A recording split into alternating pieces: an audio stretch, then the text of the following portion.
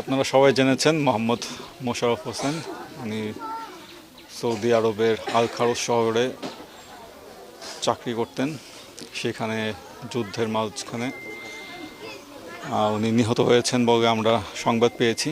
এজন্য আমরা উপজেলা প্রশাসনের পক্ষ থেকে ওনার শোকসন্তপ্ত পরিবারের কাছে এসেছি। প্রথমত কিভাবে লাশটি যত দ্রুত দেশে এনে সৎকার করা যায় আমরা সেই বিষয়টি নিশ্চিত করছি, এবং এই পরিবারের আর্থসামাজিক অবস্থা আমরা দেখে গিয়েছি। ইনশাআল্লাহ সরকারের পক্ষ থেকে, আমাদের প্রশাসনের পক্ষ থেকে সকল ধরনের সহযোগিতা আমরা প্রদান করব ইনশাআল্লাহ।